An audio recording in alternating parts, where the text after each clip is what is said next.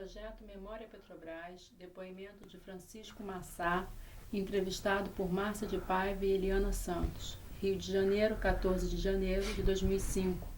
Realização Museu da Pessoa. Entrevista HV 2005, número 23. Boa tarde. Boa tarde. A gente queria começar pedindo que o senhor nos falasse o seu nome completo, local e data de nascimento. Meu nome é Francisco Eduardo Alves Massá. Eu nasci no Rio de Janeiro em 9 de fevereiro de 1956. Francisco, pode falar pra gente o nome dos seus pais e dos seus avós? O nome dos pais eu com certeza vou poder. Não sei se eu vou lembrar, mas o meu pai é Francisco Massá Filho, minha mãe é Maria Alves Massá. O meu avô paterno era Francisco Massá e a minha avó era Antônia Nardini Massá. E por parte de mãe, meu avô era Pedro, acho que era Pedro Alves de Lima. E minha avó era Virgínia Ferreira Barreto. E o senhor lembra da atividade deles, dos seus avós? Não, o meu avô, por parte de mãe, eles eram oriundos do Rio Grande do Norte, do interior do Rio Grande do Norte. E eu sei que minha mãe veio para o Rio de Janeiro com 9 anos de idade, aquela repórter que veio num navio, enjoou, passou mal, esse tipo de coisa. E meu avô aqui ele trabalhou como operário. Lá no Nordeste, lá ele trabalhava no sertão, lá no roçado, né, essas coisas assim. E aqui trabalhou como operário. Eu me lembro vagamente dele, porque eu acho que ele morreu, acho que eu tinha uns 4, 5 anos de idade, uns 5 anos talvez. E por parte de pai, eles eram italianos, tá?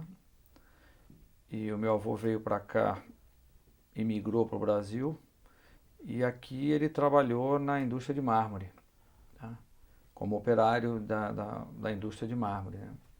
Trabalhava ali na Rio Petrópolis, acho que era mais uma indústria, uma coisa assim. Moravam em Higienópolis e ele eu lembro mais, porque ele já faleceu, eu tinha mais, talvez tivesse 12 anos, não sei, não me lembro, mas eu me lembro, convivi mais. A minha avó, as avós não, as duas eu convivi bastante, elas tiveram uma vida um pouco mais longa, né? E basicamente isso. E a atividade dos seus pais? O meu pai, ele é advogado e na época do antigo Estado do Rio, ele era promotor de justiça do antigo Estado do Rio, então ele advogava na Guanabara e exercia atividade no Ministério Público como promotor no Estado do Rio de Janeiro, em várias comarcas, rodou o Estado todo. Eu lembro que nas férias eu sempre eventualmente ia com ele, porque ele ia toda semana, tinha que ir um dia. Aí eu ia, andei pelo Miracema, Rio das Flores, Valença, enfim. E minha mãe do lar, né? Somos 4 filhos, então ela se dedicou à família, à casa. E meu pai hoje já aposentado, mas mesmo assim continua exercendo a profissão. Ele tem um escritório de advocacia e não consegue parar de trabalhar. Ele está com 72 anos. A origem do nome da família é italiana? É italiano, Massá é italiana, é de uma região próximo a Gênova, na Itália, uma região. Até hoje eu tenho alguns parentes lá, eles moram na cidade de La Spezia. Eu tive a oportunidade até de conhecer quando eu estava no exterior. Eu fiz uma viagem, acho que em 96. Aí conheci alguns primos distantes. Tem uma irmã do meu avô que ainda é viva, bem velhinha, entendeu? Tio, enfim, conheci um lado da família que normalmente a gente não tem muito contato. Você tem irmãos? Eu tenho 2 irmãos e uma irmã. Fala pra gente então um pouquinho como que era essa infância com esses irmãos, só teve influência dos avós, das avós no caso, que só teve mais contato? Sempre morou no Rio? Sempre morei no Rio de Janeiro, nascido e criado no Rio de Janeiro. Eu nasci na Gávea, depois morei em Laranjeiras a minha adolescência, né? Infância e adolescência. Depois fui para Ipanema, já na fase já com 16 anos. E em Ipanema fiquei até me casar. E casei e voltei a morar em Laranjeiras, porque minha esposa também era de Laranjeiras. E os irmãos, nós tínhamos, os irmãos homens são muito próximos, eu sou o mais velho, depois a diferença de idade é 1 ano para cada um, então éramos os 3 ali muito próximos. E a irmã não, a irmã defasou um pouco mais, minha irmã tem 7 anos de diferença para mim, veio mais tarde.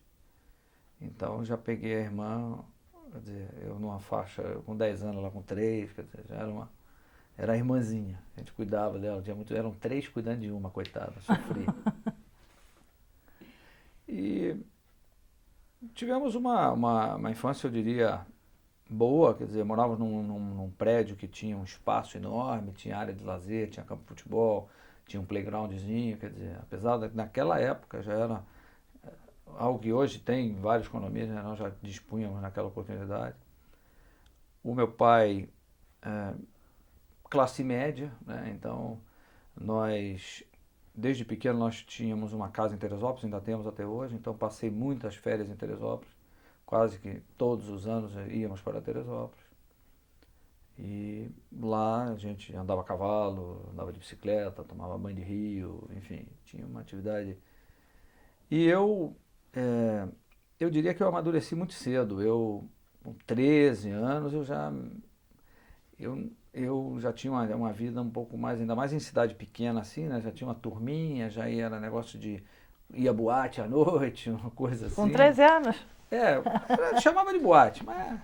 E lá em Teresópolis também dirigia, né? Eu ganhei minha primeira motocicleta exatamente com 13 anos. E com 13, 14 anos já dirigia carro. Né? Então, aí já era um outro. E seu pai tipo liberava numa boa? Mais ou menos, mas liberava, porque todos liberavam. Naquela época, Teresópolis era outra realidade, né? Como acontece ainda hoje em várias cidades aí, né? Liberava porque sabia que a gente tinha um cuidado necessário para conduzir. E a gente andava mais nas ruas internas, para ir de casa, uma outra casa de um amigo, uma coisa assim. Mas já era um primeiro gostinho, né? Isso na época de férias? Isso na época de férias. Na época de escola, eu estudei o primário numa escola ali em Laranjeiras, chamava Instituto Nazaré. E a partir da admissão eu estudei no Colégio São Bento. Estudei 8 anos no Colégio São Bento, na Praça Mauá. Meus irmãos estudaram no São Bento também, então íamos os 3 para o colégio. E minha irmã estudou ali em Botafogo, no Imaculada Conceição. E o colégio era um colégio só de homens, quer dizer, a gente tinha atividade, tinha muito que estudar, porque o São Bento acho que até hoje continua com um padrão aí forte de ensino, né? E além das férias, no prédio tinha a minha turma, descia, conversava, batia papo. Atividade física eu nunca fui de fazer muito. Eu tive, por um problema na garganta, eu tive um foco na garganta, isso me gerou um sopro no coração, que me gerou uma febre reumática, então eu tive um período, até uns 10 anos de idade, eu tinha dor nas articulações, aí eu fiz um tratamento com um cardiologista e me recuperei. Fiquei bem, fiquei bom. Mas isso com certeza influenciou a minha atividade, né? Porque eu tentava jogar futebol, eu sentia dor. Aí eu me voltei eu gostava de corrida de carro, entendeu? Outras coisas assim que não esporte em si, né? Mas tinha o meu grupo de amigos, conversava, jogava botão, O grupo de ping-pong. amigos era o mesmo que os... Não era o mesmo que os meus irmãos, não. É engraçado, apesar de faixa etária tão próxima, né? 1 ano cada um, cada um tinha o seu grupo de amigos. Era um edifício muito grande, era um edifício que tinha 20 andares e tinha uns cento e poucos, 110 apartamentos, alguma coisa assim. Então tinha um volume grande de crianças e tinha espaço para a gente brincar, né?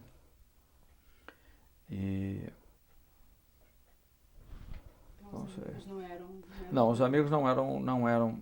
Algumas exceções sim, mas não eram comuns. Eu saía com a minha turma, o meu irmão do meio saía com a da dele, o menor saía com a dele. Eu me lembro que eles tiveram o período do Fluminense, que a gente morava em Laranjeiras, então eles fizeram o waterpolo, mas eu já não participava. O mais novo sempre foi um pouco mais desportista, ele fazia waterpolo, jogou tênis, fez basquete. O do meio já gostou mais de mar, eu me lembro que ele passou um período grande fazendo surf, né? Pegava surf, então. E depois nós fomos morar em Ipanema, quando nós fomos para Ipanema ele tinha acho que 15 anos, aí ele não saía da praia, pegou muita onda, muito surf. E eu com 15 anos eu fiz um intercâmbio para os Estados Unidos, eu fui morar numa família, né? Fiquei 6 meses em Kansas City, Kansas, no Kansas, né? Foi uma experiência super interessante. Quer dizer, saí do Brasil com o inglês só da escola, do São Bento. Eu tinha terminado o ginásio e fui viver essa experiência. Caí numa família que eram alemães residentes nos Estados Unidos. Eles tinham uma filha, mais ou menos da mesma idade que eu, ela tinha 16 anos, e tinham 2 rapazes, mas já eram mais velhos. Eles estavam na universidade. Então eles vinham em casa só nos feriados, alguma coisa. Mas foi uma experiência muito interessante. Numa cidade pequena, e aprender o inglês, que depois teve uma influência muito grande na minha carreira, né? A fluência do inglês. E uma experiência também de vida, né? Você morar com 15 anos, você sair de casa, ir para um país diferente, uma família com cultura diferente, tradições diferentes. Foi bastante interessante. E voltei, aí já estava no científico, fiz o São Bento, aí fiz o vestibular, passei para a PUC. Mas quando que você pensou o que você queria fazer? Quando eu pensei o que eu queria fazer, eu acho, olha, bom, no final do ginásio eu já pensei o que eu queria fazer, porque eu gostava de ciências exatas. Eu não tinha muita paciência para história, geografia, mesmo a parte de biologia. Química eu gostava de matemática, gostava de física, gostava de coisas assim exatas. Eu sempre fui muito observador, extremamente observador. E gostava de saber o porquê das coisas, esse tipo de coisa. Não gostava de ler, não gostava das aulas de literatura. Eu me lembro que eu ainda peguei no São Bento a época do latim, eu tive 2 anos de latim, tinha que ler livro em latim. Aquilo para mim era um transtorno. E no final do ginásio eu diria que eu me decidi, até porque nós tínhamos que decidir se nós queríamos fazer o clássico ou o científico, naquela época, né? O clássico então já era uma tendência maior para a parte de humanas, até mesmo medicina, e o científico aí eram as ciências exatas, né? Basicamente engenharia, física, química. Então aí eu creio que eu já tomei o rumo da área científica. E ao longo do científico, quer dizer, primeiro, segundo, terceiro científico, eu optei pela engenharia mecânica, porque naquela época no vestibular você já tinha que optar. Você não podia optar por engenharia, né? Quando eu fiz para engenharia mecânica PUC-RJ. Então eu já sabia que eu queria fazer engenharia mecânica. Era uma área, eu gostava de carro, eu acho que eu imaginava trabalhar na indústria automobilística. Não sei, carro me atraía. Gostava de carro. Carro, motocicleta, motores, né? Uhum. Carro, moto. E assim foi. Mas você fez direto para a PUC? Você fez Seixas Gran Rio também? Ou... Não, eu fiz o Seixas Gran Rio e botei a primeira opção PUC. Tá. O senhor teve alguma influência da família? Existia alguma expectativa de carreira? Não, meu pai é advogado. Tá? Então, se houvesse alguma expectativa, eu teria que ter seguido talvez a carreira dele. Não tinha. Meu irmão mais novo seguiu meu pai, é advogado. Mas eu não. Acho que eu não tive. Com certeza não tive. Dos avós, não, seguramente que não. Influência de seguir a carreira de um avô, de um bisavô. Não, foi uma decisão minha, eu acho. pelo que eu gostava de fazer, as coisas que me atraíam, a facilidade das disciplinas, né? Porque, como eu te disse, história e geografia para mim eu tinha que decorar e não gostava. Não gostava. Já química, física, me atraía, né? Resolver os problemas, as equações, quer dizer, acho que isso você percebe, né? Você sente. E passei para a PUC e fiz engenharia mecânica. E aí a faculdade correspondeu? Foi... Você gostou? Como é que foi o Correspondeu. período lá de... Correspondeu. Eu acho que uma coisa que talvez que não sei, não saberia julgar se teria sido diferente. O curso na PUC ele era horário integral, né? Então você tinha lá aqueles horários, às vezes você tinha aula de manhã, depois de tarde, eventualmente. E eu me lembro que alguns amigos meus até conseguiam fazer estágio. Eu acabei fazendo um estágio no próprio corpo, no corpo técnico ali. Eles tinham um Instituto Tecnológico, ITUC, não sei se ainda existe. Tinha o Instituto Tecnológico da PUC e eu acabei estagiando ali mesmo. Então, na área mais de pesquisa. Eu também, naquele momento que eu estava cursando a faculdade, surgiu o programa nuclear e eu fui bolsista da Comissão Nacional de Energia Nuclear. Aí eu fiz algumas disciplinas de especialização na área nuclear, fissão nuclear, física de reatores, enfim. Eu completei o currículo da PUC com as disciplinas de especialização nuclear e não estagiei. Aí, no começo de 79, abri um concurso da Petrobras. Abri um concurso, acho que pela primeira vez a Petrobras ela sempre fazia os concursos, as provas eram sempre no final do ano para o curso começar em janeiro, fevereiro. E tinha alguns cursos que eram em associação com a UFRJ, a pessoa fazia acho que no último ano da universidade, um curso em paralelo. E a Petrobras naquele ano de 79, ela abriu uma segunda turma no meio do ano. Então eu me lembro que surgiu essa oportunidade, eu ia me formar em julho, e devo ter feito a prova para a Petrobras talvez em maio, alguma coisa assim, e passei. E aí passei para engenharia de produção, que era uma coisa que estaria ligada à engenharia mecânica, né? Era engenheiro de produção de petróleo, produzir campo de petróleo. Aí você fez o curso? Aí eu fiz o curso era em Salvador, na Bahia. Eu fui para a Bahia no final de julho, que foi como eu te disse, foi uma turma, eram 100 engenheiros no meio do ano. Tinha uma turma que ficou apelidada como 79-1, que foi a turma que começou em janeiro, e a nossa ficou como 792, que foi o único ano na história da Petrobras que tem essas duas turmas de engenharia, de produção e de perfuração, na época era produção e perfuração, no mesmo ano. Então, um contingente grande, 200 engenheiros. Isso foi uma iniciativa do governo César Caos naquela época, que eles queriam... tinha uma meta de atingir 500 mil barris, acho que no ano de 85, 84, alguma coisa assim. Então, dentro do plano, resolveram contratar mais engenheiros. E eu passei para essa turma, fui para Salvador. E aí nós fizemos o primeiro módulo do curso. O curso tinha uma duração de 9 meses. Nós fizemos o primeiro módulo, que eram 2 meses.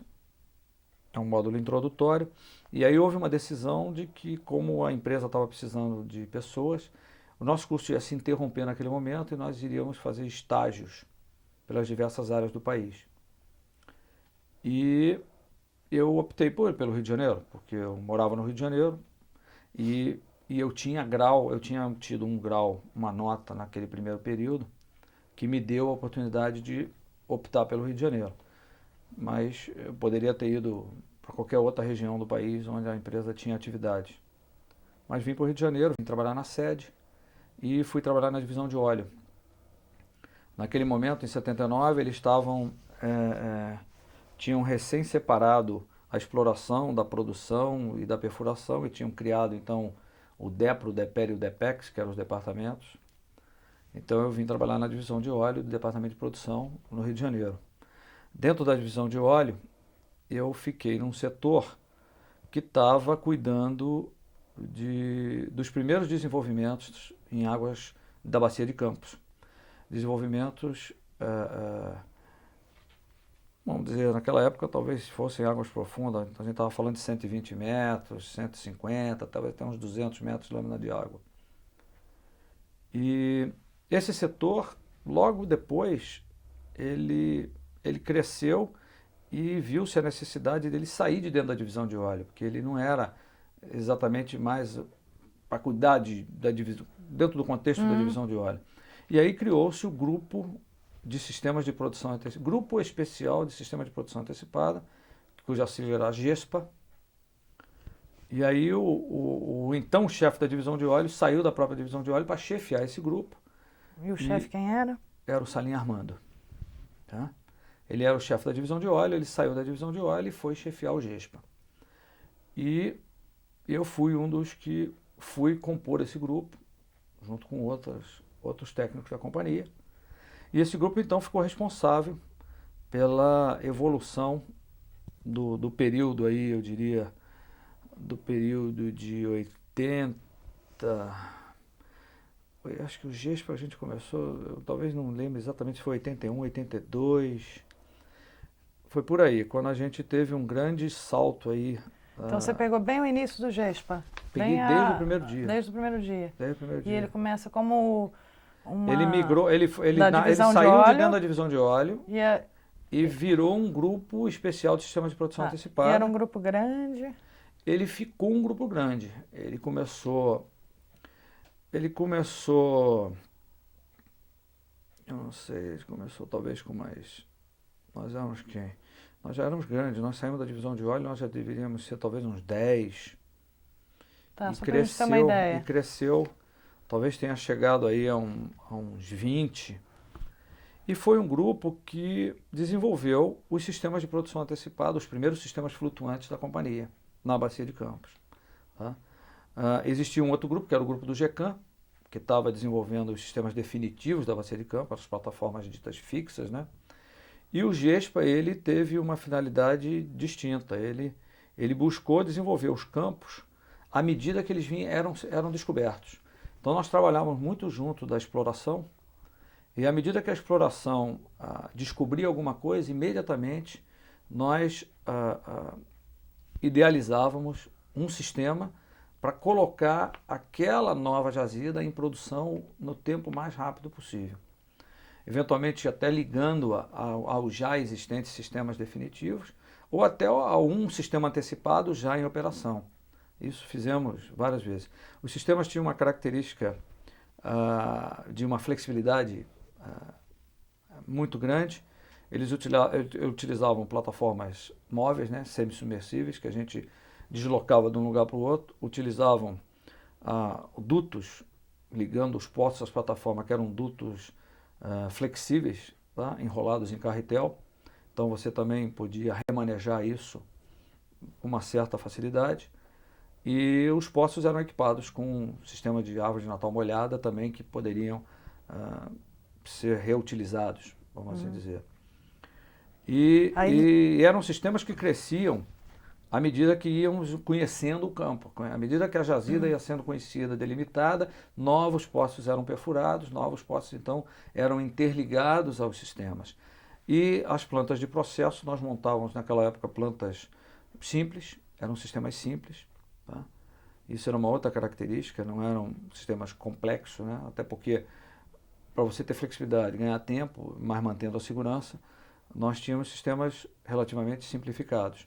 O gás naquela época era algo que se queimava, infelizmente se queimava. Não existia a infraestrutura que existe hoje de gasodutos, nem principalmente de gasodutos, né, para você fazer o gás chegar até o continente e poder aproveitá-lo. Mas naquela época, nos anos 80, o gás era praticamente todo queimado. A gente usava o gás para consumo dentro da própria plataforma, de alguma máquina, de algum motor, alguma coisa assim. Mas o gás, só o petróleo se aproveitava. Se escoava muitas vezes para terminais oceânicos, né? Tínhamos terminais oceânicos, e se fazia o escoamento através de navios que traziam e temos até hoje, temos alguns terminais desses em operação. Depois surgiram os grandes dutos, aí os sistemas foram crescendo, foram se tornando mais definitivos, vamos dizer assim, Tá? Foram crescendo, as plataformas foram crescendo, os equipamentos. E essa tecnologia foi avançando em função da lâmina d'água. Pois é, Francisco, deixa eu só fazer uma pausinha. Quando você entra, né, você vai praticamente direto, cai direto no GESPA, né? O que você já sabia da Bacia de Campos? Eu sabia naquele nada. momento? Eu não sabia nada. Os 2 meses que eu tinha feito no curso, nós vimos um introdutório de engenharia de produção. Nós vimos como é que se furava um poço, como é que se avaliava um poço, alguma coisa de processamento, enfim, alguma coisa de reservatório. De Bacia de Campos não vimos nada, porque E nem se falava. não se falava no curso nada da tecnologia de explotação do mar. Não tinha nada disso. Era terra, era tudo terra. As instalações que nós visitamos na Bahia eram instalações de terra, em Catu, em Candeias, que era aonde a companhia até então trabalhava, né? A atividade mar que a companhia tinha eram ali na costa de Sergipe, alguma coisa na costa do Rio Grande do Norte, mas em águas rasas, plataformas pequenas, poços. Os poços vinham até a superfície, eram equipados com equipamentos secos, vamos dizer assim. Então era um outro tipo de tecnologia, totalmente distinto do que a gente passou a ter que usar na Bacia de Campos. Eu me lembro o meu primeiro... E você trabalhou embarcado? Não, nesse período, meu primeiro embarque foi em dezembro de 79. Eu embarquei para participar da instalação de um equipamento no campo de Bonito.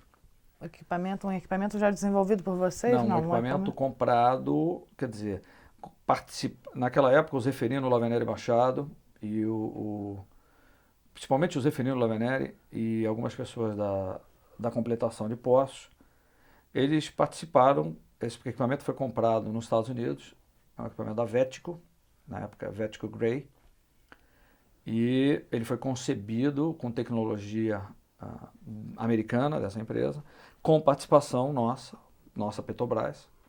No caso, principalmente o Zeferino participou, acho que foi o maior participante disso. Ele até morou nos Estados Unidos um período trabalhando dentro desse projeto. E quando eu cheguei na divisão de óleo, isso ainda foi na divisão de óleo, esse equipamento parte dele tinha sido construído na Bahia, acho que foi acho que foi em Aratu, na Bahia, alguma coisa assim. E a balsa guindaste da Petrobras, a BGL-1, trouxe o equipamento para a Bacia de Campos para fazer a instalação. E eu fui embarquei na BGL-1 pela primeira vez, fui conhecer a BGL-1. O que você e sentiu, eu nunca tinha assim? participado de uma atividade offshore. E o que Como você... foi assim? A gente se sente... Naquela época, quer dizer, a gente novo, cheio de vontade, cheio de gana, né? A gente faz a coisa. Eu acho que a gente talvez tem um espírito empreendedor, né? Que impulsiona isso, né? É óbvio que você procura fazer... Eu tinha estudado engenharia, quer dizer, você, dentro da linha da engenharia, você aprende a lidar com máquina, com equipamento, com desafio, a tomar certas precauções. Isso eu acho que ajuda, mas sem dúvida, se você parar para pensar hoje, muito, você diz, pô, como é que você fazia aquilo, né? Não conhecia, não tinha recebido um treinamento, claro, vai fazer assim. Mas também a gente tinha o suporte das empresas que tinham projetado o equipamento, né? Então, por exemplo, a empresa de mergulho era normalmente estrangeiro, com uma grande experiência no Mar do Norte, que tinham alguma experiência. O cara que construiu, que projetou, que desenhou toda a ferramenta, ele sabia como é que aquilo ia funcionar. Tá? Então você tinha que supervisioná-lo, discutir um procedimento, debater junto com ele, e nunca era uma coisa sozinho também, né? Eu me lembro que nós estávamos em 4 embarcados na BGL, era eu, Zeferino, acho que o Rui Gesteira, O pai da Lulu.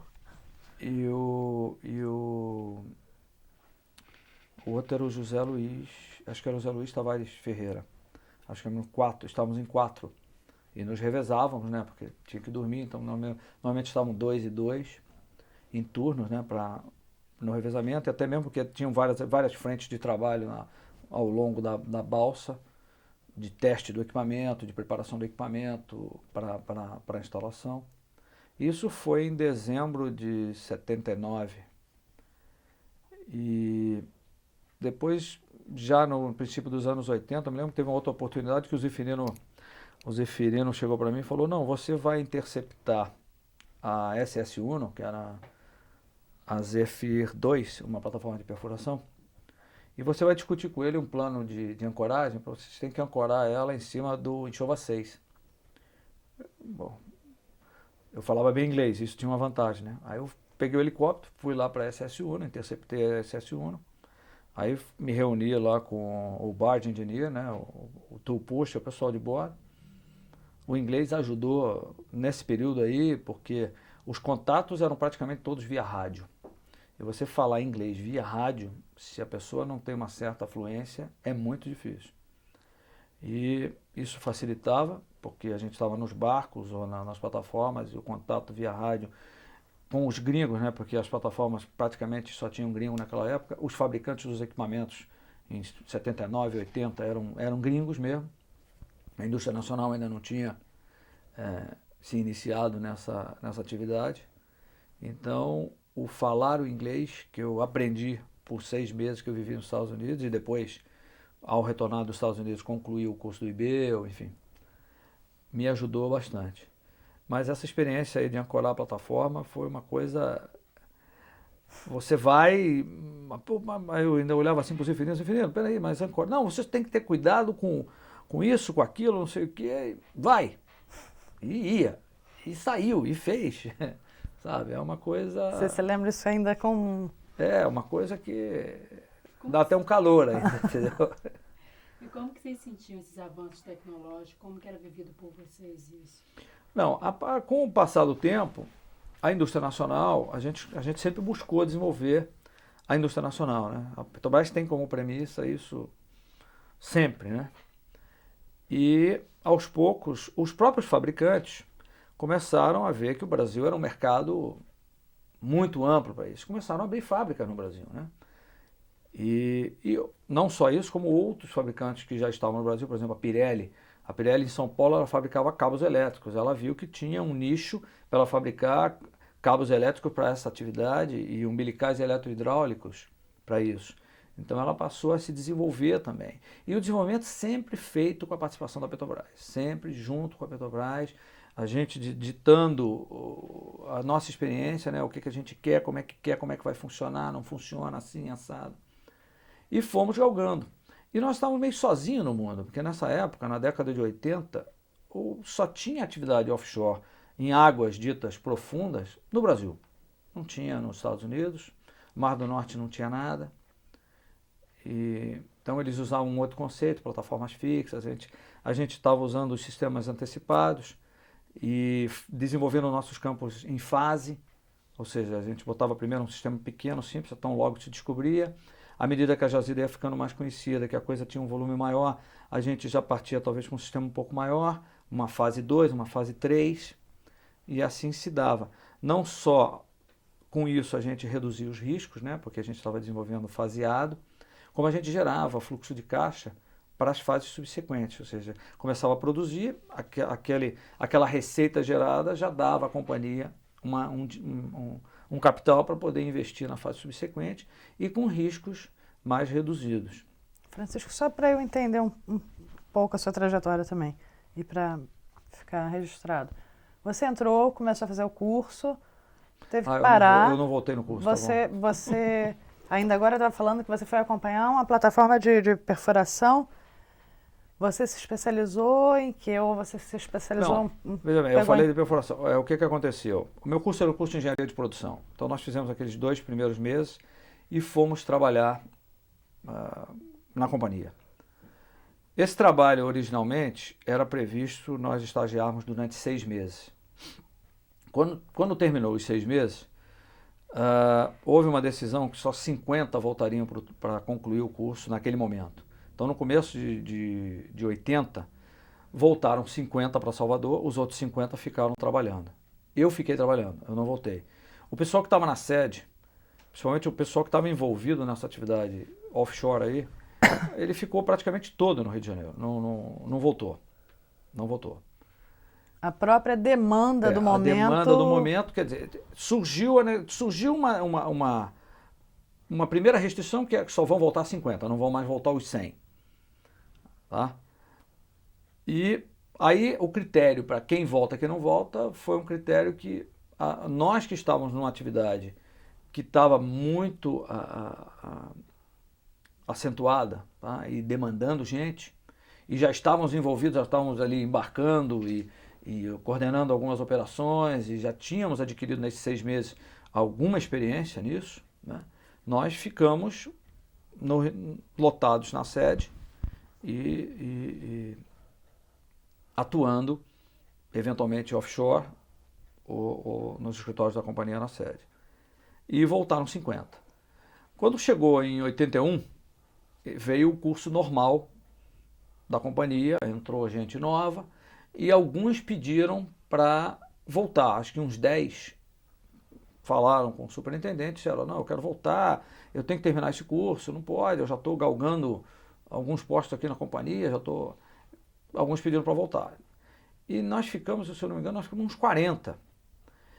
Quando chegou em 82, nós dissemos, não, agora nós temos que voltar, porque já está muito defasado, nós temos que concluir esse curso. Eu me lembro quando eu voltei em 82, 2 anos e meio depois, a gente entrava como engenheiro estagiário A, estagiário B, depois era engenheiro 1. E dentro da linha do engenheiro 1 tinha engenheiro 1, A, B, C, D, E. Eu me lembro que eu já estava quase na última letra do engenheiro 1, nesse momento aí. Ou durante o curso, eu já estava chegando, já para disputar para subir para engenheiro 2. Então, e a gente precisava concluir o curso. Tinham disciplinas. Tinha uma obrigação da finalização? Não só a obrigação, porque faz parte da formação do engenheiro de produção. Eu tinha um crachá, um título, uma função de engenheiro de produção, mas eu não tinha a formação total. Quer dizer, não que para a atividade que eu estava desempenhando, eu diria que você já tinha aprendido também na prática, prática, aprendido, né? Muita coisa na prática, quase tudo. Agora, faltava alguns conceitos da área de reservatório, que vieram a complementar e facilitar ainda mais depois o desenvolvimento de outras atividades. Então, voltei para o curso, foram 7 meses. Então, foi no primeiro semestre de 82.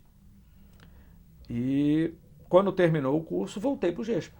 Voltou para o GESPA. E aí fiquei no GESPA, desenvolvendo sistemas na bacia de campo. Nós éramos coordenadores dos sistemas, né? Então aí passei por alguns desenvolvimentos de garopinha, depois de curvina, depois de bicudão. Foram projetos que eu coordenei. Teve algum que deu mais trabalho que o outro? Olha, o grau de dificuldade ia aumentando, porque não só a lâmina d'água estava aumentando, a complexidade do sistema estava aumentando, o número de poços estava aumentando. Chegou a um ponto que suspenderam a plataforma e algumas até limitadas à lâmina d'água. Porque nós utilizávamos naquela época plataformas de perfuração que eram então adaptadas para funcionarem como plataformas de produção. Se colocavam equipamentos de processamento em cima e se penduravam as linhas dos poços no costado, se construíam estruturas apropriadas, conexões apropriadas, e começaram a surgir limitações. Os desenvolvimentos começaram a crescer, o número de poços começou a crescer, a gente teve um período que a gente teve que começar a fazer manifolds submarinos, período aí de 85, 86, a gente construiu alguns manifolds submarinos que permitiam a gente subir com menos poços. A gente ligava os poços no fundo do mar, no manifold, que é um conjunto de válvulas, né? E aí a gente subia na plataforma somente com a linha de produção, linha de teste, os umbilicais de controle eletrohidráulico. E isso permitia você botar um maior volume de produção numa mesma plataforma, tá? Eliminando então a restrição do número de poços, carga pendurada na plataforma. Até que se passou então a construir depois plataformas dedicadas para a produção de petróleo, ou se construir nova, como foi o caso da P18, ou comprar no mercado plataformas e reformá-la totalmente, transformá-la numa plataforma de produção. Transformar, literalmente transformar. Já E atendendo já atendendo, aí as seriam necessidades que sistemas vocês já definitivos. tinham definido. E eram sistemas definitivos, passaram a ser sistemas definitivos. A primeira plataforma semi-submersível que eu acho que a gente Já definida assim por vocês. que a gente usou como um sistema definitivo, se bem que se a gente para pensar, ainda existem hoje plataformas na Bacia de Campos que começaram como sistema antecipado e estão lá até hoje. Tá? Existem plataformas que tinham um porte razoável e que estão lá até hoje. Eu me lembro a plataforma de Marimbá, Piraúna Marimbá, a de Curvina mesmo, era uma plataforma de perfuração, foi adaptada, está lá até hoje. Mas a primeira plataforma que a gente partiu para uma construção nova foi a Petrobras 18, para o campo de Marlim. Ela foi construída em Singapura. Isso já foi em 90 e... Ela começou a operar em 90, acho que foi em 94. A gente deve ter começado isso aí pelo ano 90, projeto da plataforma e tal. Qual era o desafio que vocês sentiam nesse momento? Assim, o maior desafio que vocês sentiam? Nos anos 80, aquilo ali era uma coisa incrível. A gente tinha desafio todo dia, né? Porque a cada momento você tinha uma nova fronteira que você tinha que ultrapassar. Não só na área do poço, quer dizer, trabalhando integrado junto com o pessoal do poço, trabalhando integrado junto com o pessoal da exploração, né? Porque às vezes a exploração tinha oportunidades em alguns locais distintos e a gente trabalhava junto com eles de forma que a gente buscasse integrar o que a gente tinha operando já, porque a nossa finalidade, o que a gente buscava ali era aumentar a produção. Vocês estão mais preocupados em desenvolver o campo do que encontrar novos campos? Ou não? Não, as duas coisas. A gente queria desenvolver, a gente queria encontrar, mas a gente tentava encontrar onde a logística já permitisse, eu tão logo encontrasse, eu botar em produção, porque isso era benéfico para o país. Tá? Então a gente queria aumentar a produção do país. Eu me lembro que em dezembro de 82, a produção do Brasil, eu me lembro que o slogan era um Natal mais bonito com você. Alguma coisa assim, um Natal mais bonito, alguma coisa. Porque ia entrar em operação o Campo de Bonito, em 82. Depois logo depois nós atingimos 200 mil barris, acho que a Petrobras, 200 mil barris por dia. E acho que foi até com a entrada do Campo de Bonito, se eu não estou equivocado. E fomos galgando até que chegamos aos 500 mil em 85, né? Acho que foi em meados de 85, que o país já atingiu 500 mil barris por dia de produção. E desses 500 mil, se eu não estou, a memória não está falhando, uns 200 mil eram de sistema de produção antecipada. O sistema de produção antecipada, eles não só tiveram... Uns 200 mil do sistema de produção antecipada e da Bacia 300, de Campos? Não, os outros Quanto? 300 mil tinham as plataformas fixas da Bacia de Campos, que tinham a sua produção, e tinham as demais regiões do país que tinham uma produção Mas da Bacia de Campos, pequena. assim, mais ou menos, do sistema antecipado, você falou essa porcentagem, e da Bacia como um todo, você consegue mais ou menos Eu não consigo equilibrar? lembrar isso. Então tudo bem, vamos seguir. Eu Não consigo lembrar. Eu sei que esses sistemas, eles tiveram, eles não só permitiram acelerar o aumento da produção do país, como eles foram o embrião da tecnologia que hoje a gente detém de águas profundas, porque tudo começou aí, com os primeiros poços ali na região de Enxova, árvore natal molhada, completação submarina, linha flexível, monoboia, plataformas semi-submersíveis, navios de transferência, tudo começou aí. E foi paulatinamente sendo ampliado até os limites que a tecnologia permitia para o desenvolvimento de novos campos. Porque o desenvolvimento da Bacia de Campos ele se deu assim, quer dizer, Garopa foi descoberto em 74, né? Fez 30 anos, e depois se descobriu os campos aí das grandes plataformas, né? Garopa, Namorado, Cherne, Pampo, Enxova. E a partir daí nós começamos a descobrir campos cada vez mais profundos. e fomos galgando aí os desafios cada vez aumentando mais, quer dizer, e a gente tinha tecnologia, a gente estava em 200 metros, daqui a pouco já estava em 300, 400. Nos 400 nós ficamos ali um período, que foi o período de Piraúna-Marimbá, dos anos 84, talvez, não, 84 foi descoberto Albacora. 84 se descobriu Albacora, que já tinha, Albacora abria uma fronteira impressionante, porque Albacora começava, tinha uma parte rasa de Albacora, que talvez estivesse aí nos 200, 300 metros de lâmina d'água, mas se estendia a quase 1000 metros de lâmina d'água, então abria um horizonte enorme. 85 se descobriu Marlim. Marlim começava em 600, mais ou menos, e ia até 1000. Tá? E aí a gente se deparou com como vamos desenvolver isso? Da onde vamos? Que tecnologia vamos usar? Nós tínhamos que desenvolver a tecnologia. Então, desenvolver junto com os fabricantes, desenvolver eventualmente usando, já naquela época, recursos de universidade ou centros de pesquisa aonde a gente pudesse buscar, mas tínhamos que desenvolver, tínhamos que produzir. Nós tínhamos essa necessidade, o país precisava. E ali estava o petróleo que a gente podia produzir, nós não tínhamos outra alternativa. Quer dizer, então a tecnologia para desenvolver aqueles campos tinha que ser criada. Aí surgiram os Procaps, né? Me lembro que surgiu o primeiro Procap, o Procap 1000, depois teve o 2000, 3000, e o Procap 1000 foi aí, eu me lembro que eu participei de todas as reuniões do Procap 1000. Era todo esse diálogo. O Procap 1000 a gente identificava, a gente já tinha desenhado, a gente já identificava o que eu tenho para produzir, aonde estão as jazidas e o que eu tenho que fazer para produzir essas jazidas. Que tecnologias eu tenho que desenvolver ou buscar ou comprar para desenvolver essas jazidas. Né? Que aí, nessa época, era Albacora e Marlim, basicamente, o Procap 1000. Né? Procap 1000, que justamente eram tecnologias que nos permitiriam produzir até 1000 metros de lâmina d'água. E aí,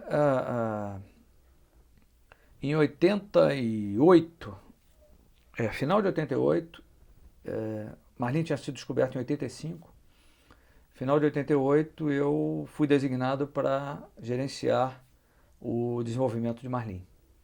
Naquela época... E aí você pega uma gerência bem moço, né? Também, né? Mas se bem que era uma gerência também, que era mais uma coordenação, né? Mas era uma gerência, tá? Eu me lembro até que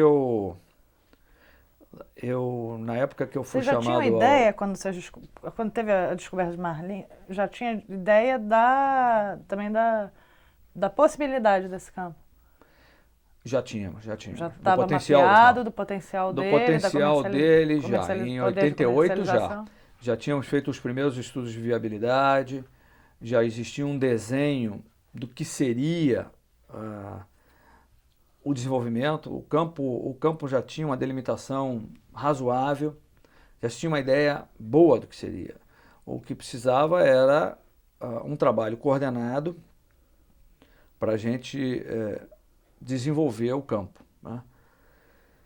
E eu me lembro que quando eu fui designado, eu fui levado até o diretor, na época era o Wagner Freire, e eu me lembro do Wagner me perguntar, Massar, você está com que idade? Eu falei, eu vou fazer 33 anos. Ele falou, poxa, essa companhia está mudando. Porque os gerentes, antes a gente se tornava gerente só com 40 e lá vai pedrada. Essa companhia está mudando.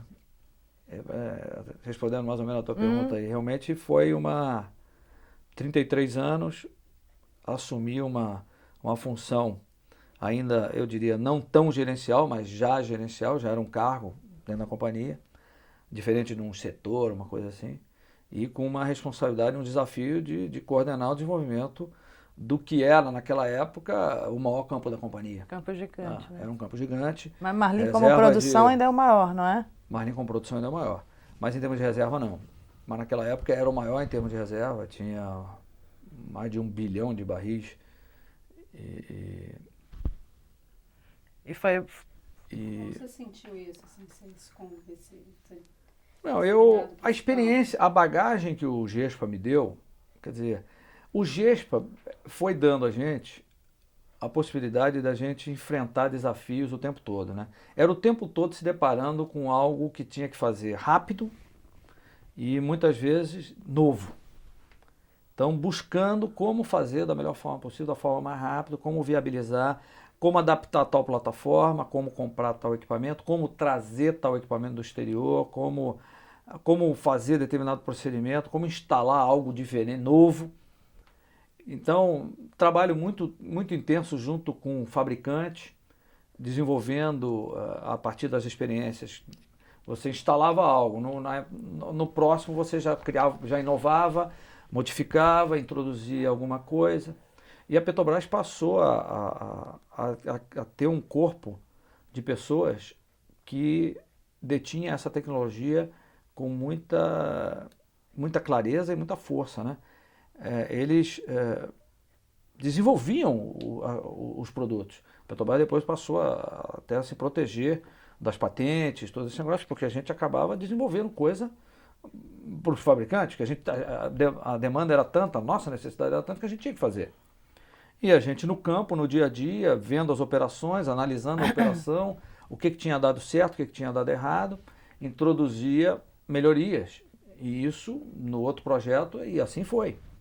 A Petrobras depois passou a padronizar os seus equipamentos submarinos também, para criar mais flexibilidade, porque antes a gente ficava meio que restrito, né? Porque cada fabricante tinha o seu desenho, tinha a sua ferramenta de instalação, tinha o seu equipamento.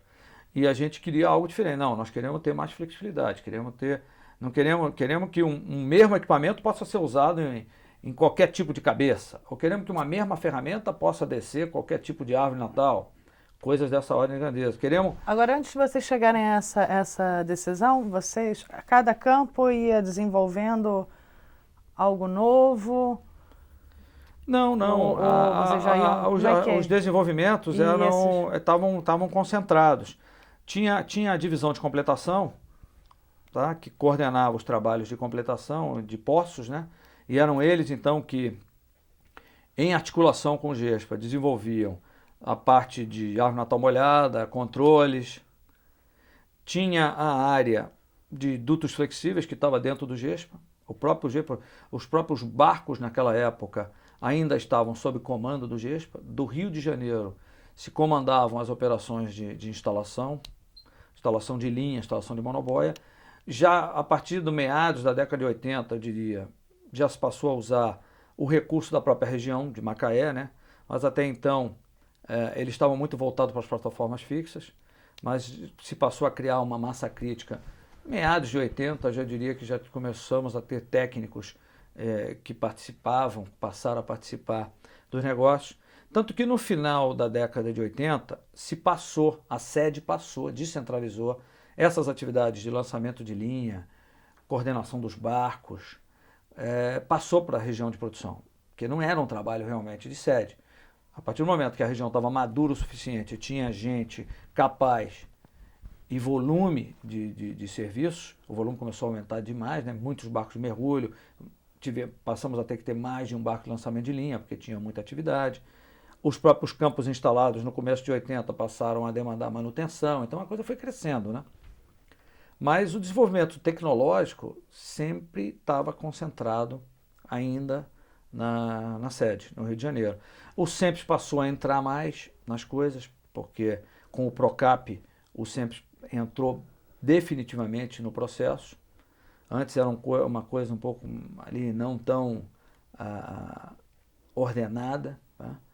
O próprio desenvolvimento de Marlim, nós no início, a partir de 88, 89, quando eu entrei, nós criamos alguns grupos para a gente estabelecer formas de reter a tecnologia, reter o aprendizado. E nós víamos, eu estou furando os poços, mas eu estou aprendendo com esses poços. Eu preciso reter isso aqui para a gente começar a criar um banco de dados e a gente também ter resposta para as nossas perguntas. Então, tinham muitas dúvidas. Como é que vai ser o escoamento do óleo? Qual é a viscosidade? Como é que vai ser com relação à baixa temperatura? E esses dados tinham que ser tratados, coletados, e tinham que chegar na mão das pessoas que iam fazer uso disso e iam obter respostas dentro dos programas do PROCAP. Então nós foi um trabalho aí de ordenar essa coleta de dados. E eu me lembro que a Petrobras 18 estava sendo quase construída e a gente não tinha ainda todos os dados, ou não tinha a certeza total quanto aos dados do campo, porque o campo não estava produzindo. O campo de Marlim começou a produzir em 91. Em 91 a plataforma já estava começando a ser construída, a P18. Então tinha essa demanda de, nós estamos já construindo uma unidade de 272 milhões de dólares para produzir 100 mil barris por dia, em 1.000 metros de lâmina d'água, mas a gente não tinha ainda 100% das informações, vamos dizer assim, né?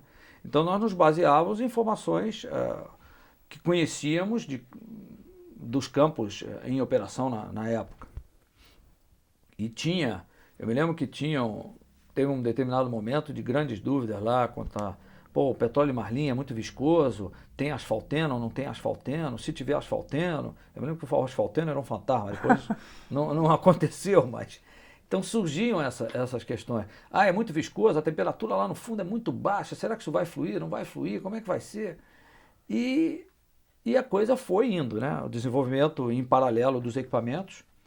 Então, O que você destaca assim, desses equipamentos até então, até lá Marlim? O que foi o grande... Olha, eu acho que para você? O piloto de Marlim, ele foi um laboratório em escala real. Ele foi um grande laboratório para a gente atingir os 1.000 metros de lâmina d'água. Porque para o piloto de Marlim, a gente teve que projetar as linhas flexíveis para irem até os 1.000 metros de lâmina d'água. A árvore natal molhada para 1.000 metros de lâmina d'água. A primeira árvore natal para 1.000 metros foi a de Marlim. A plataforma nós tivemos que se adaptar para botar em 625 metros de profundidade. Então tivemos que desenvolver um sistema de ancoragem capaz de manter a unidade operando nessa profundidade. A monoboia, o terminal oceânico, né? A monoboia, ela na época a gente trabalhava com monoboias na faixa de 200 metros de lâmina d'água. Ela de Marlim foi construída e operou em 409, eu acho. O dobro da lâmina d'água e com navios de maior capacidade. Então era uma outra... Foi um salto. Nós estávamos ali na faixa dos 400, 500, que era a faixa de Piraúna-Marimbá e a fase rasa de Albacora, e demos esse salto tecnológico para os 1.000. Tá? E eu me lembro que nós tínhamos um projeto que era o sistema piloto de Marlim, era uma unidade Petrobras, a Petrobras 20. A unidade estava sendo convertida, né, na Bahia, lá no canteiro da Mendes Júnior, e por diversas circunstâncias o projeto começou a atrasar, a construção, a reforma, o equipamento, começou a atrasar. Os demais componentes não, os poços, as linhas, a árvore natal molhada, a monoboia. E eu me lembro que foi em meados de 91. Meados de 91 nós já tínhamos, dentro do nosso cronograma, nós estávamos com praticamente todos esses componentes. Não, meados de 90, perdão. Meados de 90 nós já estávamos com esses componentes dentro dos seus cronogramas e ficando pronto. Mas não tínhamos a plataforma estava atrasando. E aí eu reuni um grupo e nós idealizamos uma forma de botar Marlim em produção mais cedo, ou mais rápido possível ainda, uma vez que a gente estava vendo que o cronograma da plataforma estava atrasando e a gente já estava começando a construir a P18 e a gente tinha necessidade mesmo de obter dados, de botar aquele campo para produzir e validar uma série de coisas que a gente estava assumindo. Aí eu me lembro que o João Carlos De Luca, ele tinha vindo de Macaé e assumiu a superintendência do DEPRO. E eu sei que nós concebemos a ideia de usar uma plataforma de perfuração, retirar da frota Petrobras, a P13, que era uma unidade de perfuração, e adaptá-la, botar uma planta pequena nela, para a gente produzir 2 poços em Marlim. E chamamos esse sistema de sistema pré-piloto. de Marlim. Não era nem mais o piloto. O piloto já era o piloto, né? Criamos o pré-piloto. Eu me lembro que eu fui na sala do De Luca, mostrei a ideia para ele, ele achou incrível. Ele pediu para a gente fazer um estudo de viabilidade técnico-econômica, simplificado, é óbvio, dentro do contexto da coisa. O assim fizemos rapidamente e, coincidentemente, nesse período aí talvez de um mês, 2 no máximo, o De Luca virou diretor de produção. E aí a ideia tomou mais força ainda, né? Porque ele agora era o diretor de produção e via que nós tínhamos concebido algo que permitiria botar Marlim em produção mais rápido do que a P20, que era o projeto original, colocaria. E a coisa foi aprovada na diretoria em meados de 90. Aí nós mobilizamos. Foi uma mobilização, assim, uma coisa incrível isso. Isso foi algo que me emociona. Eu me lembro que nós fomos a Macaé, conversamos com as pessoas, reunimos um grupo de técnicos e apresentamos o desafio e dissemos, olha, nós queremos botar esse sistema em produção o ano que vem, 91. Vamos estar com a árvore natal molhada, vamos estar com linha, dá tempo de adaptar o barco, vimos quais eram os pontos e o ponto que pegava mais era equipamento de processo.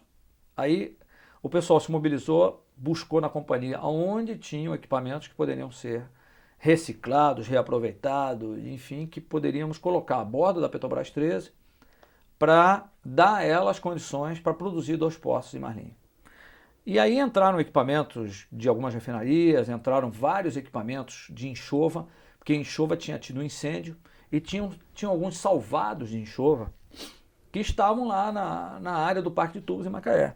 Então os equipamentos foram inspecionados, aqueles que estavam em condições foram para manutenção, foram reciclados e assim se foi montando uma planta de processo. Montamos uma planta de processo em cima da P13, compramos alguns componentes, painéis, e em 9 meses, botamos para produzir o sistema piloto. Porque foi junho que foi aprovado, em março de 91, botamos para produzir o Marlim 3. Entra em operação Campo de Marlim. Com essa plataforma adaptada? Com a Petrobras 13, uma unidade de perfuração adaptada para operar em 625 metros de lâmina d'água, com uma planta de processo que utilizou, na sua grande parte, equipamentos disponíveis na companhia, e reciclados, recondicionados. Com os poços, 2 poços, ela entrou com o primeiro poço, que foi o Marlim 3, em 721 metros de lâmina d'água, foi o recorde, nós batemos o nosso recorde naquela época. O poço anterior estava na faixa de 500, talvez, ou 400 e pouco, acho que era um poço de Piraúna ou de Marimbá. Então nós subimos para 721 e instalamos a monoboia, outro recorde, quer dizer, ali a plataforma era recorde mundial de profundidade, a monoboia 409 metros, recorde mundial, o poço era recorde mundial de profundidade e a instalação das linhas também, naquela lâmina d'água também era um fato relevante. E em março, então, botamos em operação o Marlim 3. Deu-se início à produção do Campo de Marlim. Março de 91. Março de 91. Depois, no mesmo ano, um pouco mais à frente, entrou o segundo poço, que foi o Marlim 6, já em 752 metros, alguma coisa assim. Um era 721, o outro acho que era 752. E esse fato deu à Petrobras... Esses recordes, essa série de recordes... Esse projeto pré-piloto, essa instalação, ela deu à Petrobras o título máximo da indústria offshore, que é um prêmio da OTC, um reconhecimento da OTC. E então, no final de 91, nós fomos comunicados que a empresa havia ganho o prêmio OTC. E aí, em maio de 92, a companhia foi receber o prêmio em Houston. E está lá na plaquinha do prêmio, reconhece e outorga a Petrobras tal, pelos maior lâmina d'água de plataforma, de monoboia, de poço, lançamento de linha, está lá. Essa sucessão de recordes. Foi a primeira vez que a Petrobras ganhou um prêmio dessa envergadura, quer dizer, por desenvolvimento de tecnologia, sua contribuição ao desenvolvimento tecnológico de águas profundas. Depois ganhou um segundo. Você foi lá receber?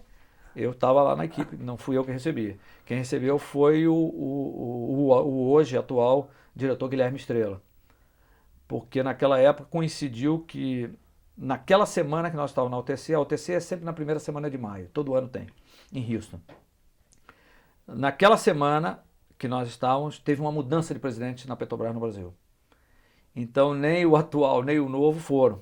E aí o Estrela, como era a autoridade máxima da comitiva, o Guilherme Estrela, ele naquela época ele era o superintendente do SEMPS, ele recebeu o prêmio em nome da Petrobras. Tá? Mas eu tenho lá no meu escritório até hoje uma foto onde está todo o grupo e eu estou segurando a placa aqui, isso me faz chorar. Realmente me faz chorar. Pois você podia mandar pra gente a foto escaneada via e-mail também. Isso foi, quer dizer, da minha carreira até hoje, eu acho que foi o momento assim mais, o desenvolvimento de Marlim, esse momento inicial, eu não sei, eu acho que, não sei, coincidiu a fase da vida, a idade, o momento, o desafio, a coisa foi muito, muito forte, muito forte. Realmente você vê algo que saiu do papel, se concretizar assim e se tornar uma realidade e ainda uma realidade reconhecida mundialmente, quer dizer, é uma coisa muito forte. Mas foi muito rápido também, né? É um quer dizer, processo foi muito rápido, rápido, perto do que vocês até mas foi então... rápido talvez a entrada em operação do sistema, porque a gente já tinha começado, o resto todo a gente tinha começado lá atrás. A Ave Natal, o desenvolvimento começou não sei quantos anos antes. A linha flexível já se vinha discutindo também há bastante tempo. A monoboia, o projeto dela, toda a concepção, a construção também já tínhamos começado. Tínhamos começado em 89. Tá? E o atraso na P20 levou a gente buscar uma outra forma. Pô, nós temos tudo, só não temos uma plataforma. Temos como viabilizar isso, conseguimos viabilizar.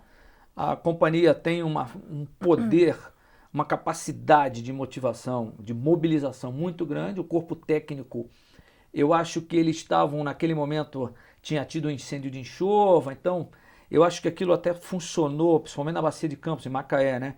Como um fato motivador ali, um desafio para... Foi uma mobilização, algo assim inacreditável. É uma coisa muito forte. E em 9 meses, eu me lembro que a P13 foi colocada na Baía de Guanabara e a obra foi feita aqui na Baía de Guanabara e 9 meses depois colocamos em operação o maior campo da companhia, o Campo Gigante de Marlim. E depois a P20 continuou, em meados de 92 a P20 ficou pronta e aí ela foi para a sua locação definitiva e a P13 foi desativada. Ela saiu dali e foi aproveitada para um outro sistema. Ela foi aproveitada para um outro sistema. E a P18? Não, a P18 foi construída e a P18, porque o sistema piloto era a P20. Era P20, então. A P18 já era o que a gente chamava naquela época de Marlim fase 1. Tá? Era a primeira unidade da fase 1. Já era uma unidade de grande porte, para 100 mil barris por dia, porque a P20 era para 50 mil barris. A P20, a P13, quando a gente botou lá, a P13 tinha capacidade para 2 poços. Ela dava, acho que ela não dava nem 20 mil, talvez desse no máximo 20 mil, já não lembro direito. E nós botamos 2 poços nela. Depois, quando a P20 chegou em meados de 92, esses 2 poços foram remanejados para ela. E a P18 só chegou em 94. A P18 chegou em acho que foi em 94 que a P18 chegou, já para desenvolver uma outra área do campo. Era a área onde tinham uma parte mais profunda do campo, né? Ela foi ancorada já foi quase 1.000 metros, a P18 foi quase 1.000 metros na lâmina d'água. Depois veio a P19, e aí veio o desenvolvimento do campo. E aí eu também me afastei do projeto, quer dizer, eu fiquei no projeto até 95. Né? E aí você quis se afastar? Como Não, é que foi isso? eu fui... Nesse meio tempo, acho que tem um fato aí que vale a pena, não sei se a gente, acho que tem um tempinho. Em 90 o piloto de Marlim, o pré-piloto e o piloto, eles levaram a companhia a 700, se eu não me engano, 781 metros de lâmina d'água. Era o recorde naquela época. em 92, se não me engano. E aí um dia, nesse momento, em 92, eu saí de Marlim. Eu fui nomeado para ser o gerente da divisão de desenvolvimento da produção. É uma divisão que tinha na sede. A divisão se constituía por 3 setores. Ela tinha um setor que era um setor de reservatório, que cuidava justamente do desenvolvimento dos campos de água profunda, todas essas novas descobertas de água profunda. Então a área de reservatórios, os estudos de reservatório eram concentrados nesse setor. Além disso, tinha um outro setor, que era o setor de estudos de viabilidade técnico-econômica. Ele fazia os estudos de viabilidade para o desenvolvimento desses grandes campos. E, é óbvio, tinha uma outra tarefa também de apoiar as regiões nos seus estudos menores, mas ela tinha ainda, ela fazia os estudos de Marlim, Albacora, enfim, todas as jazidas profundas, Barracuda já na época já existia. E tinha um terceiro setor, que era o setor de reserva, era o setor que normatizava, né, estabelecia as regras do cálculo de reserva da companhia e consolidava e editava e emitia os relatórios de reserva da companhia. Então essa era a divisão de desenvolvimento da produção. Então eu fiquei nessa divisão de 92 até 94, fiquei 2 anos. E aí voltei para a Marlim em 94. Mas nesse período que eu estava nessa divisão, a divisão tinha então um setor de reservatório e a gente tinha então um leque de campos que estavam sendo descobertos, que tinham que ser de alguma maneira desenvolvidos. E eu me lembro que um dia o De Luca, o João Carlos De Luca, era o diretor ainda, né? Porque o De Luca teve um período como diretor, depois saiu, depois voltou a ser diretor. Ele me chamou lá e falou: Chico, ele me chama de Chico. Aliás, muita gente me chama de Chico Massá na Petrobras. Chico, cara, você não tem lá, dá uma olhada lá, será que não tem nenhum poço perto de 1000 metros que a gente possa botar em produção? Falei: bom, João, eu vou dar uma olhada. Aí reuni com o meu pessoal de reservatório, começamos a ver alternativas e vimos 2 ou 3 possibilidades de poços que estavam próximos aos 1000 metros de profundidade. E começamos a fazer estudos um pouco mais detalhados, aí já envolvendo o pessoal do SEMPES, por questões de fluxo, porque a plataforma mais profunda que nós tínhamos era a P20, que estava em... P20 estava em que? 700 metros, talvez, por aí, de lâmina d'água, não lembro direito. E aí começamos a olhar, tinha em Albacora, tinha o PP Moraes, que estava em talvez 500 metros, então não tínhamos muitas oportunidades de infraestrutura, né? E os poços, a grande maioria estava em 1000, 900, mas a distância era muito longa e o poço não tinha energia para chegar nas instalações. E aí acabamos escolhendo um poço que era o Marlim 4. Era um poço, apesar de se chamar Marlim, que está no reservatório Marlim Sul, hoje o chamado campo de Marlim Sul. Mas esse poço estava a 19 quilômetros da P20. E até então a gente trabalhava com poços numa distância talvez máxima de 4, 5 quilômetros da plataforma. Botar um poço a 19 km de distância, numa lâmina d'água, ele ficava acho que em 1029 metros de lâmina d'água, esse poço. Aí fizemos vários estudos, simulações, conversamos com o SEMPES, conversamos com o Macaé. Dá, não dá, vai dar, não vai dar, vai dar, não vai dar, vai dar. Aí levamos a proposta para o diretor: diretor, tem esse poço aqui, a gente tem como ligar esse poço. Já vimos que tem da onde podemos tirar a linha flexível, árvore natal a gente tem, e vamos ligar na P20. E essa decisão foi tomada aí, sei lá, segundo semestre de 93, eu acho. E conseguimos anunciar isso na OTC 94, em maio de 94, que quebramos o recorde mundial de 1000 metros de lâmina d'água por esse poço. E o poço produz até hoje, só que agora ele produziu para P20, depois quando a P18 foi instalada ele foi remanejado para P18, depois ele foi remanejado para P26, Eu acho que hoje talvez ainda já, não, e hoje ele já deve estar produzindo para plataforma de Marlim Sul, talvez a P40, e cada vez encurtando mais a distância dele. Mas é Pois um é, poço essa que distância de que você tinha falado, 19 quilômetros, no início do poço era um... Vocês já tinham trabalhado assim? Não. não. Mas agora A gente tinha, é uma distância o poço tinha que ter significativa, né? energia muito significativa, Esse foi o muito recorde, significativa. não? É. Muito recorde, Esse foi o muito recorde de significativa. 2021. Porque o poço tinha que ter energia suficiente. A gente não trabalhava com linha isolada até então, hoje a gente já tem projetos com as linhas isoladas, né? O que garante a temperatura, que a temperatura do fluido não vai depositar parafina, enfim. Mas naquela época as linhas não eram isoladas. Então a gente tinha alguns receios de, vai depositar parafina, vai entupir, não vai surgir, não vai ter pressão, não vai chegar. E os estudos de reservatório, junto com as análises de fluxo, indicavam que daria sim. E deu. Confirmou. O modelo matemático que se usava, confirmou. E o poço produziu maravilhosamente bem. Produziu. E ele era um petróleo mais leve, não era o mesmo petróleo Marlim, é um outro reservatório, é o Marlim Sul, uma outra característica. E isso permitiu também se antecipar à obtenção de dados de Marlim Sul, numa plataforma a 19 km de distância. Então isso foi. E a Petrobras, nesse momento, quebrou a barreira dos 1.000 metros. Foi o primeiro poço no mundo que superou a barreira de 1.000 metros de lâmina d'água. É um outro marco que a companhia obteve. Isso foi em 94. Vocês receberam um prêmio também? Não, por isso não. O segundo prêmio que nós recebemos foi em Roncador e foi no ano de 2001.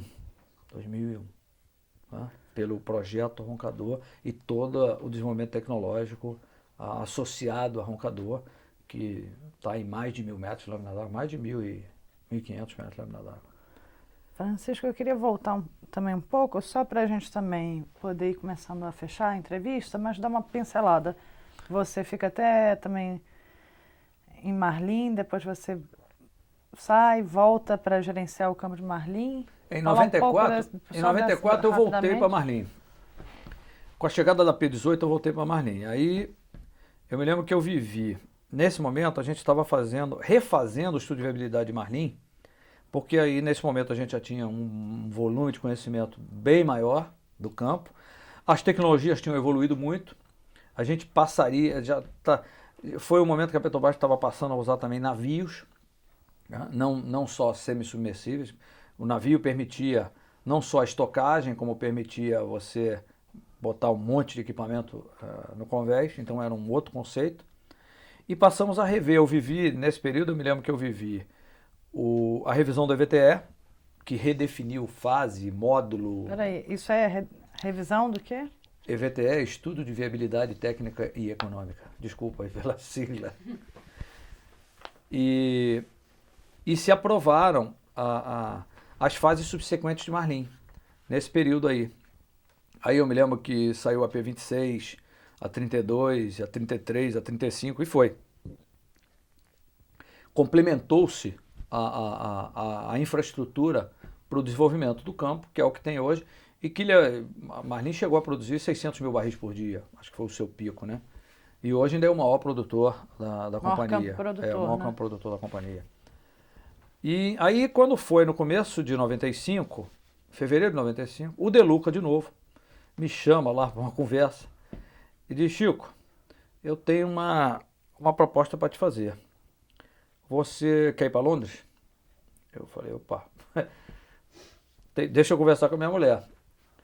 Porque minha mulher estava grávida e nós já tínhamos declinado. Eu tinha tido um outro convite há uns anos atrás para ir para a Noruega e minha esposa estava grávida e ela não tinha aceito. E aí ela perdeu o bebê. Aí surgiu esse novo convite para Londres, era para ser gerente de operações. A Petrobras tinha uma companhia que se chamava Brasoil UK, que depois mudou para Petrobras UK. E aí eu conversei, mas aí o De Luca me deu prazo até o dia seguinte só. Aí eu fui para casa, conversei com a mulher e tal, e topamos. E aí eu fui para Inglaterra. Assumi lá a gerência de operações. Quais são as operações lá em Londres? Não, na verdade chamava gerência de operações, mas é porque é gerência de operações e produção. Era Geoper, algo assim a sigla, Geoper. Gerência de operações e produção. Bom, agora não me veio o nome. Mas lá a companhia nós tínhamos participação em alguns blocos. Nós não éramos, na realidade, operadores ainda, naquele momento. Mas nós tínhamos participação em alguns blocos e não só exploratórios, que aí tinha um gerente de exploração, como campos produtores. Então eu tinha que cuidar da produção da parcela que nos cabia desses campos. Então eu tinha que... Em outros lugares? Quem operava o campo eram outras empresas, por exemplo, a BP, ou a British Gas, ou a Merada Hess, eram outras empresas que operavam os campos. E nós tínhamos participações nesse campo. Como é hoje o modelo no Brasil. Tem alguns campos que a Petrobras não tem mais 100%. A Petrobras tem 50%, 40%, 30%. Mas esses campos estavam localizados lá no Mar do Norte. No Mar do Norte, mesmo. setor inglês. No Mar do Norte. E nós tínhamos participação em alguns campos de óleo, campos de gás. Aí os campos de óleo eu tinha que vender a produção. Então eu tinha que contabilizar e controlar a minha participação e aí a área de comercialização da companhia fazia a comercialização, tá? E nós vendíamos as nossas cargas de produção e o gás nós tínhamos contratos de venda de longo prazo, mas os líquidos do gás também nós tínhamos que controlar estoque e vendê-los na melhor época do preço, enfim. E além disso, tínhamos que buscar novas oportunidades. Então, eu me lembro que eu cheguei lá, nós participamos, junto com outras duas empresas, de um trabalho para tentar identificar no Mar do Norte pequenas acumulações, porque o Mar do Norte já estava um pouco maduro naquela época, 95, não, 95, perdão, 95. E não tinham grandes oportunidades. Os grandes campos, as grandes jazidas já estavam desenvolvidas, já estavam começando o declínio. Eles tinham alguma coisa em águas profundas lá, que eles tinham em West of Shetland, mas eram blocos difíceis, complicados, e a BP tinha achado alguma coisa lá, estava tentando desenvolver. E nós tentamos pegar, então, bloquinhos menores, e ver se a gente conseguia selecionar um grupo de 3 ou 4 blocos, e com isso contratar um navio, um FPSO. FPSO tem que traduzir, você já sabe o que é? Já. E com esse navio, então, desenvolver e drenando esse reservatório. E ficamos nesse projeto, depois a coisa não se concretizou. E partimos para a operação, justamente através desse projeto. Começamos a montar o esboço do que seria termos licença para operar, os manuais, enfim. E cumpri meu prazo. Voltei para o Brasil. Aí fiquei 2 anos, quase 2 anos e meio. E aí voltei para o Brasil no segundo semestre de 97, e aí o mercado brasileiro aqui tinha mudado, né? A quebra do monopólio, a criação da ANP, e a Petrobras ia passar a trabalhar num ambiente muito parecido do ambiente que eu tinha vivido em Londres, né? Onde as empresas, os campos não tem monopólio, tem sócio, você trabalha em regime de acordo de operação, onde um é o operador, os outros são os sócios. Então, e essa experiência me ajudou aqui. E aí eu fui trabalhar em Bijupirá e Salema. São 2 campos na Bacia de Campos, que a decisão de desenvolvê-los estava vinculada à obtenção de financiamento. E aí, de novo, eu não sei, eu percebo que eu quase sempre estou pegando algum desafio novo, um pioneiro. O Bijupirá Salema teve essa característica do Project Finance. A companhia até então não tinha usado o Project Finance para financiar os seus projetos. Ela usava Como é que funciona? Não, o Project Finance você vamos dizer, você passa uma cerca em volta do projeto, você financia o projeto. É diferente de um financiamento que a Petrobras vai, pega dinheiro no mercado e usa isso para ela construir os seus projetos. No Project Finance, o projeto ele é a própria garantia para os bancos, tá? Ele tem que se gerir o recurso para pagar o financiamento. Tá? Então era uma modalidade nova, complexa, com muitos contratos. E no caso, quem estava querendo participar, fazer isso era a Enron, né, que depois acabou quebrando.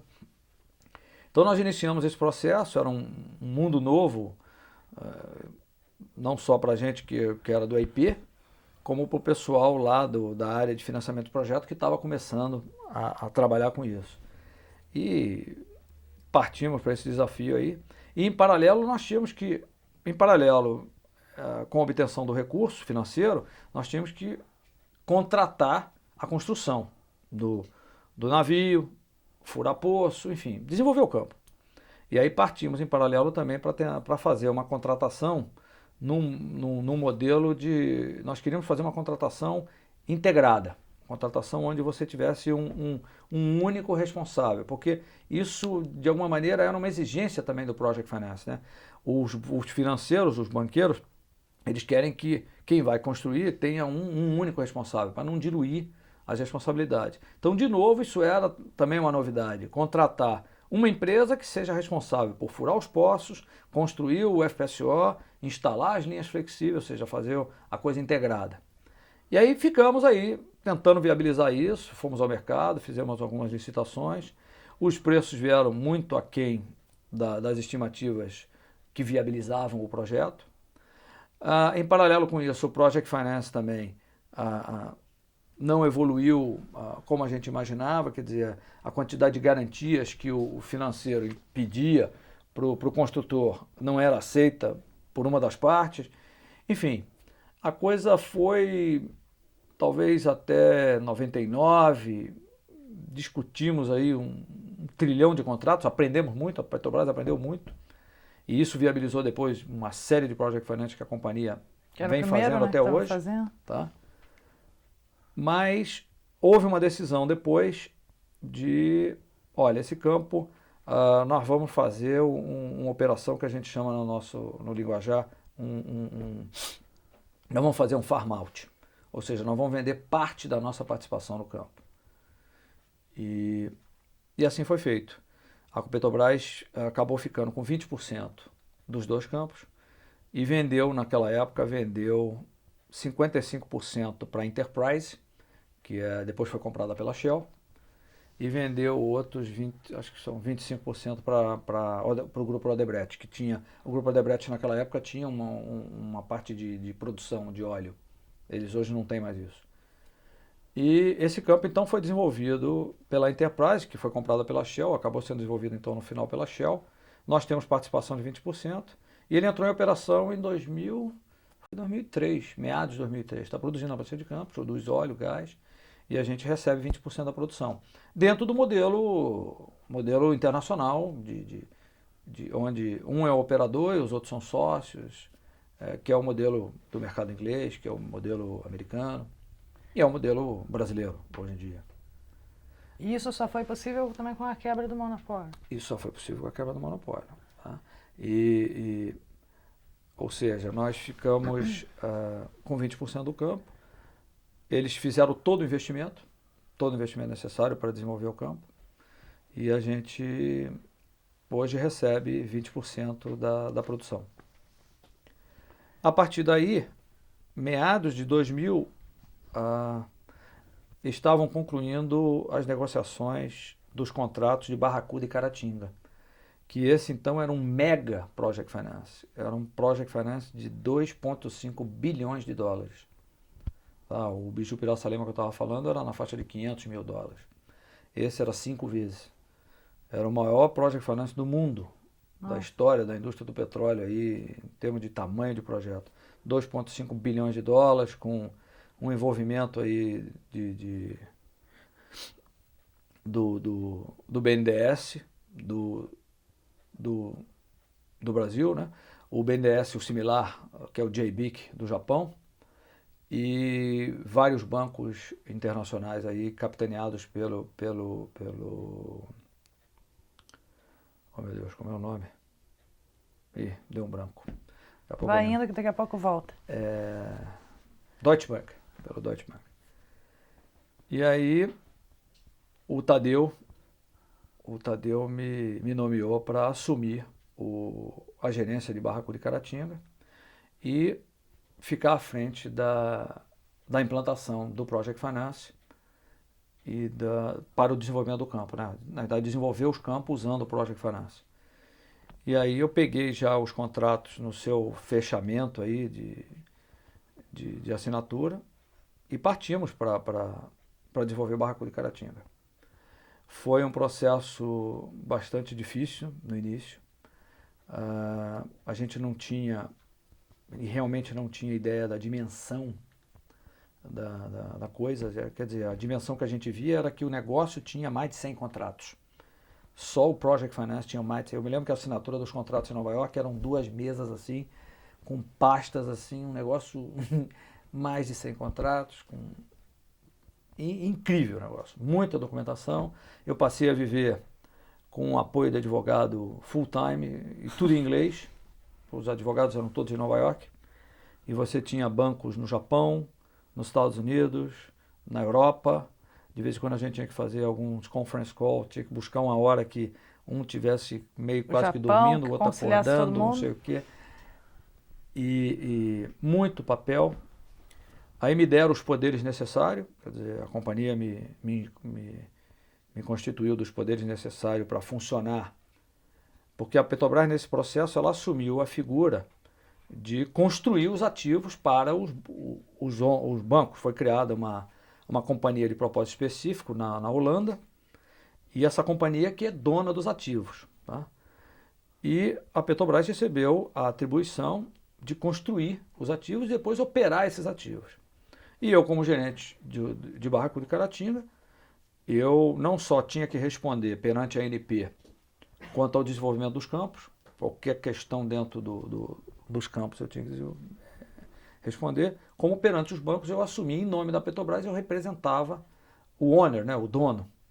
Então toda a parte de documentação, assinar, autorizar pagamento, quer dizer, isso num primeiro momento para mim me parecia, era um choque, porque você assinar documentos assim, autorizando, não, paga 100 milhões de dólares, paga 50 milhões de dólares, quer dizer, eram quantias significativas, muita responsabilidade, muita documentação. Tivemos que criar na companhia e criamos uma equipe maravilhosa, uma integração fantástica entre o EIP, a engenharia, o SEMPES, áreas que a gente até então não envolvia. Nós passamos a ter que envolver o jurídico fortemente, o tributário da companhia, a contabilidade da companhia, enfim, tivemos que criar um grupo na companhia e desenvolver uma forma de trabalhar para viabilizar esse projeto, porque nós não tínhamos no início ideia da dimensão do que é uma estrutura de Project Finance desse porte e um projeto desse porte, um projeto que tinham 2 FPSOs de 150 mil barris cada um, 54 poços e, sei lá, já não lembro mais quantos quilômetros de linha flexível, mas muita linha flexível, né? O projeto, graças a Deus, está ficando pronto, quer dizer, a P-48 está terminando aí os seus... Está lá em Angra terminando algumas montagens para ir para o mar. A P-43 já entrou em operação em dezembro, se eu não me engano foi dia 21 de dezembro, alguma coisa assim. Então é um projeto que teve seus atrasos, teve seus percalços, mas que no final a companhia de novo está atingindo aí, graças ao alto grau do seu corpo técnico, dos seus gerentes, porque um projeto que começou em 2000, nós estamos quase em 2005, já tem praticamente 5 anos, quer dizer, um projeto de duração muito longa, né? Muitas pessoas passaram, eu mesmo passei, Mas já você saí. saiu também Eu saí. Eu saí em outubro de 2003. Aí você foi convidado para outro lugar ou você? Não, eu te confesso que um projeto dessa envergadura, eu sofri muito com esse projeto. Esse projeto me consumiu muito. Viabilizar esse projeto, quer dizer, estruturar esse projeto e os problemas que nós tivemos com a empresa contratada, quer dizer, as dificuldades que começaram desde o princípio. O contrato foi assinado em meados de 2000 e já no ano 2001 nós já começamos com sérios problemas com a empresa e troca de cartas o tempo inteiro e reuniões com advogados infindáveis e ameaças de arbitragem e uma série de muito problema. Era um projeto que nos consumiu demais. Nós não tínhamos uma equipe grande, vamos dizer, não era uma equipe folgada. Pelo contrário, em vários momentos nós tínhamos muito pouca gente. Isso, em paralelo com isso, eu era o gerente do ativo Barracuda Caratinga, quer dizer, então tinha toda a gestão do ativo como um todo. Eu tinha a P34 operando, tá? A P34, que agora foi lá para o Espírito Santo, mas era o PP Moraes, ela operava em Barracuda, ela era o sistema piloto de Barracuda, então eu tinha a gestão da P34, a operação, a produção, toda a parte de segurança, quer dizer, e tinha o Barracuda Caratinga na fase definitiva, esse mega projeto, e isso aí foi me consumindo, até que surgiu uma oportunidade no exterior, que eu achei extremamente interessante, que foi a que eu assumi a partir de novembro de 2003, que foi gerenciar toda a parte de gás e energia na Bolívia. Eu achei que depois de 24 anos de companhia, era um outro desafio também, né? Você aprender espanhol e mexer com gás. Uma outra área nova, né? Eu sempre trabalhei na área do EP, do P, da produção. Mesmo durante o período em Londres, era produção. Apesar de que no período em Londres eu vi muito de comercialização, eu estava muito junto da exploração, e vi toda a parte de terminais, a parte de estocagem, a parte de venda. Quer dizer, por ser uma companhia pequena, você acaba vendo a companhia toda também, né? Aquilo em Londres já tinha me dado uma visão mais ampla da indústria. Mas essa oportunidade apareceu e eu conversei com meus gerentes, eles entenderam, já conheciam a minha, não vou dizer, já conheciam que eu estava cansado. Eles sabiam que eu estava já no meu limite, eu já tinha externado isso mais de uma vez, afinal já eram mais de 3 anos, num projeto extremamente complicado, complexo, difícil e desgastante. E aí, por sorte, eu tinha alguém que estava me acompanhando desde o início, então também foi um pouco mais tranquilo, vamos dizer, sair, porque alguém que já conhecia e tinha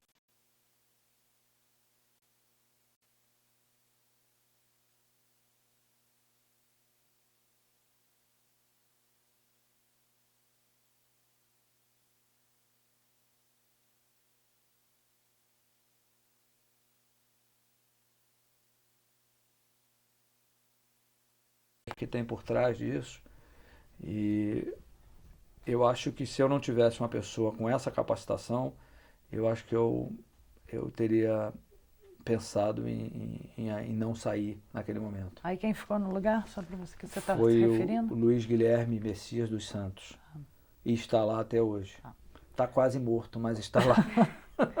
Francisco, deixa eu perguntar, aí você está gostando lá da Bolívia? Como é que tá? Estou gostando. É uma experiência, como eu te disse, nova, né? Uma área nova, eu não conhecia. A minha principal atividade, apesar de eu ser de engenharia de gás e energia, lá a gente não tem energia, tá? A gente, por enquanto, tem só a parte de gás. Então, meu principal desafio lá é vender gás. Nós temos reservas de gás e eu tenho que monetizar essas reservas. Num ambiente extremamente político, muito político. Quer dizer, o país está passando por um momento difícil, há mais de um ano, que tem uma revolução lá em cima do gás, em torno do gás. Estão querendo modificar as regras do jogo, né? Vamos assim dizer.